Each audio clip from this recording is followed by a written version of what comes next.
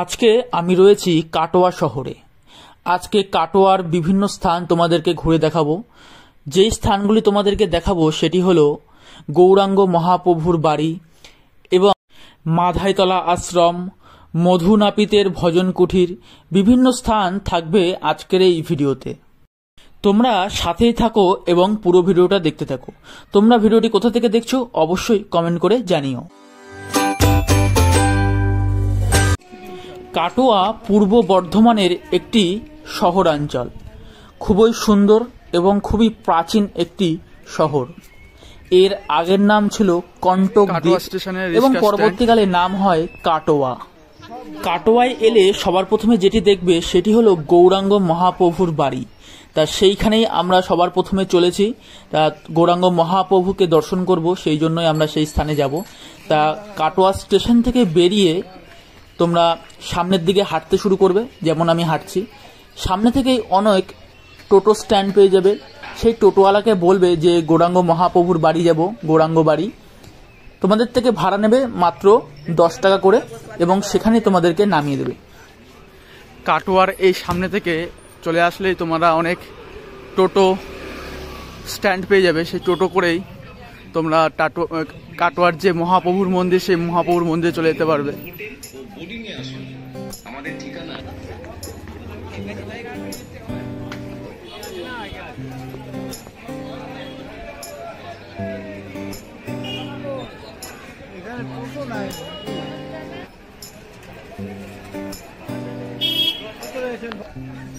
এই যে কাটোয়া স্টেশন থেকে বেরিয়ে এখানে তোমরা অটো স্ট্যান্ডের লাইন পেয়ে যাবে।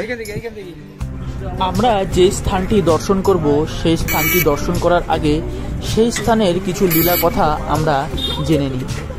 এই স্থানেই মহাপ্রভু দীক্ষা নিয়েছিলেন কেশব ভারতীর কাছ থেকে। আমরা যে স্থানটি দর্শন করব সেটিকে কেশব ভারতী আশ্রমও বলা হয়ে থাকে। মকর সংক্রান্তির দিন মহাপ্রভু দীক্ষা নেন। মহাপ্রভুর দীক্ষা নেবার কিছু কারণও ছিল। নিত্যানন্দ মহাপ্রভুকে গৌরাঙ্গ মহাপ্রভু বলেন, আমার ইচ্ছা আমি সন্ন্যাস নেব। আমরা যখন হরিনাম প্রচার করছি, কিছু মানুষ গ্রহণ করছে, আবার কিছু মানুষ গ্রহণ করছে না। কিছু মানুষ বাজে কথাও বলছে আমার সম্পর্কে। আমি চাই আমি সন্ন্যাস নিলে সকলে অন্তত আমার কথা শুনবে।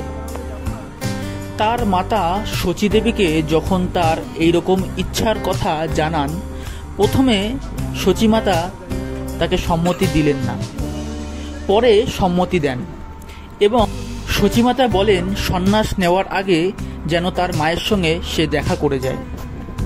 যেদিন মহাপ্রভু ঘর ছাড়বে, তিনি কাউকে না বলেই তিনি ঘর ছাড়লেন। সেই সময় রাত 3টে। শুধুমাত্র 5 জন জানত যে আজ গৌরহরি তিনি সন্ন্যাস নেবেন। যারা এই কথাটি জানত তারা ছিলেন নিত্যানন্দ মহাপ্রভু, ব্রহ্মানন্দ, মুকুন্দ এবং চন্দ্রশেখর ও গদাধর পণ্ডিত। তারা জানতেন যে আজ মহাপ্রভু ঘর ছাড়বে এবং আজ তিনি সন্ন্যাস নেবেন। গঙ্গা নদী পার করে গৌরাঙ্গ মহাপ্রভু এই স্থানে চলে আসেন। যখন কাটোয়ার মানুষজন জানতে পারে গৌরাঙ্গ মহাপ্রভু এসেছেন, বহু মানুষজন এসে উপস্থিত হন। যখন তারা জানতে পারে চৈতন্য মহাপ্রভু সন্ন্যাস নিতে যাচ্ছে, তখন গ্রামবাসী কেশব ভারতীজিকে সবাই ধমকাতে শুরু করেন যে আপনি এই কাজ করবেন না, তাহলে আপনার এই আশ্রম ভেঙে চুড়ে দেব। কিন্তু মহাপ্রভু তার ইচ্ছা প্রকাশ করেন, সন্ন্যাস নেবার পর সমগ্র বিশ্বে তিনি হরিনাম প্রচার করবেন। আজ আপনাদেরকে আমি সেই স্থানটি দর্শন করাচ্ছি যেখানে মহাপ্রভু এখানেই দীক্ষা নিয়েছিলেন কেশব ভারতীজির কাছ থেকে। এবং এই গাছের নিচেই মহাপ্রভুর যে সুন্দর কেশ কোকড়ানো চুল, সেই চুল কেটেছিল এবং যিনি কেটেছিলেন সেই মধু নাপিত। এই গাছের তলাতেই তিনি মহাপ্রভুর যে সুন্দর সুন্দর যে চুল ছিল সেই চুল কেটেছিলেন। দেখতে পাচ্ছ আজও সেই গাছ বিরাজমান, সেই জায়গাটি দেখতে পাচ্ছ তোমরা। সকলে দর্শন করো এবং অবশ্যই কমেন্টে লিখবে জয় গৌর, জয় নিতাই। গৌরাঙ্গ মহাপ্রভু প্রথমে সন্ন্যাস মন্ত্র কেশব ভারতীজিকে বলেন এবং পরে সেই মন্ত্র কেশব ভারতীজি গৌরাঙ্গ মহাপ্রভুকে দেন। এই কেশব ভারতীজি ছিলেন দাপর যুগে সন্দীপনী মুনি, যিনি কৃষ্ণ ও বলরামের গুরু ছিলেন এবং 64 দিনে 64 কলা তিনি শিক্ষা দিয়েছিলেন। তারপর কেশব ভারতীজি ভাবলেন সন্ন্যাস নেবার পর কি নামকরণ করা যায় বা কি নাম দেবেন। তিনি ভাবলেন সবসময় তিনি শ্রীকৃষ্ণের ভাবনায় লীন থাকতেন, তাই তার আজ থেকে নাম শ্রীকৃষ্ণ চৈতন্য এই নাম তাকে প্রদান করা হয়।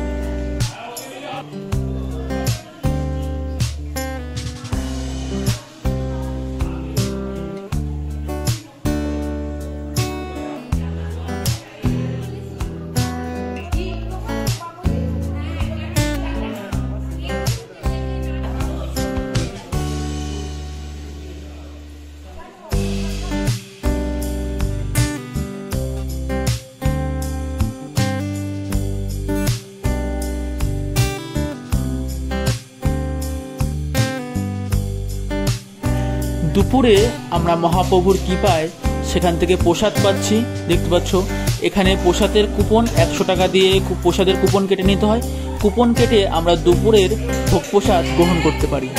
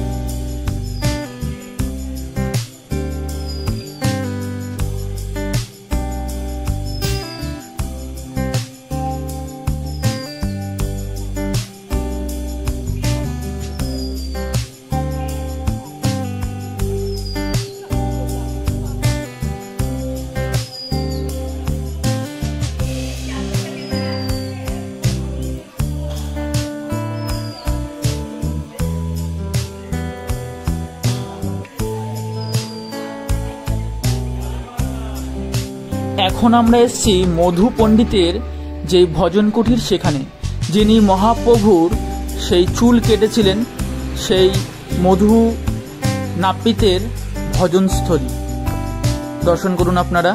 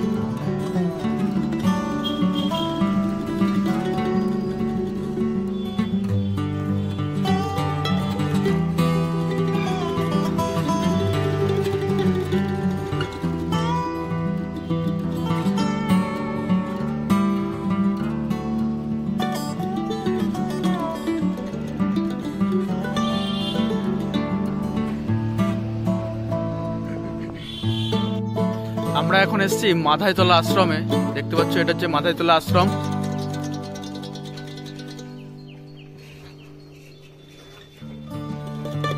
আর এটা হচ্ছে আশ্রমের মেন গেট।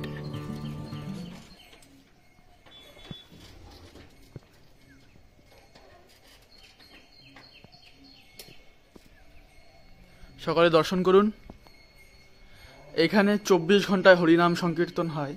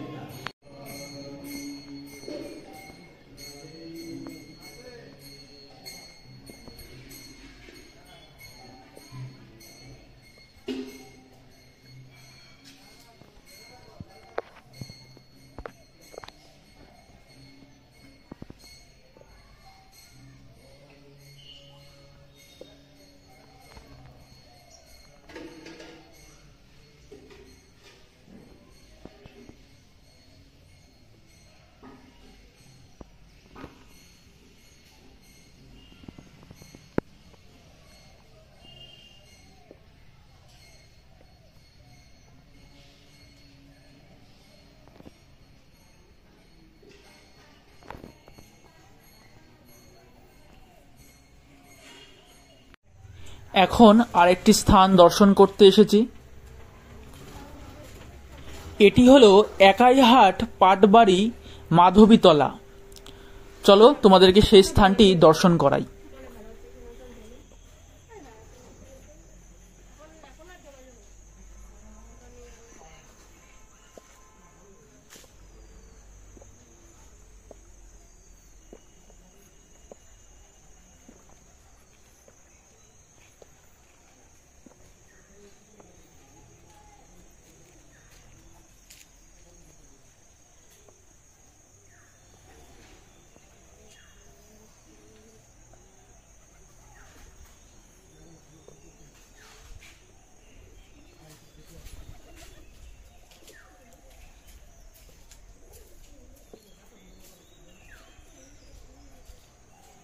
এখানে যেই মোটা বৃক্ষটি দেখছো, মাধবী লতার যেই গাছটি, এই গাছটি নিত্যানন্দ মহাপ্রভু শ্রী জাহ্নবা মাতা তিনি নিজের হাতে এই গাছটি লাগিয়েছিলেন।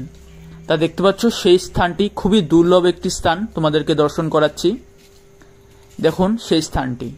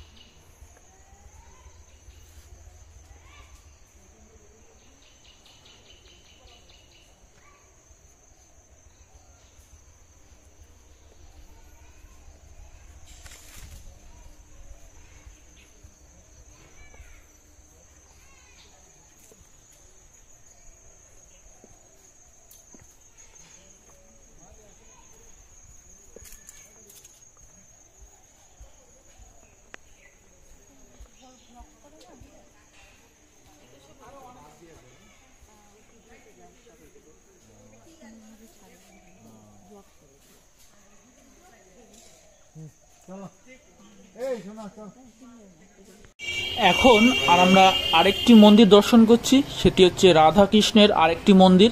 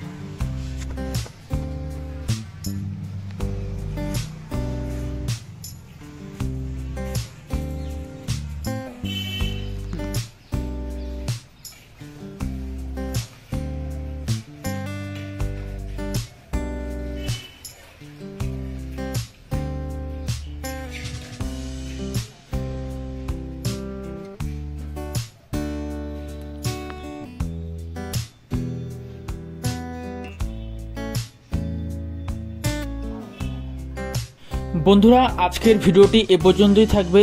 এই ছিল কাটোয়ার বিভিন্ন স্থান, দর্শনীয় স্থান, যা তোমাদের সঙ্গে তুলে ধরার চেষ্টা করেছি। তোমাদের ভিডিওটি কেমন লেগেছে অবশ্যই কমেন্ট করে জানিও, এবং ভিডিওটি তোমরা কোথা থেকে দেখছো সেটিও জানিও। আর ভিডিওটি ভালো লেগে থাকলে অবশ্যই একটি লাইক করে, অবশ্যই একটি কমেন্ট করে সাথেই থাকবে। আর তোমরা যদি আমার চ্যানেলে নতুন হয়ে থাকো অবশ্যই চ্যানেলটিকে সাবস্ক্রাইব করে এই বেল বাটনটায় ক্লিক করে সাথেই থাকবে এইরকম নিত্য নতুন ভিডিও পাওয়ার জন্য। আর অবশ্যই কমেন্টে লিখবে জয় গৌড়, জয় নিতাই।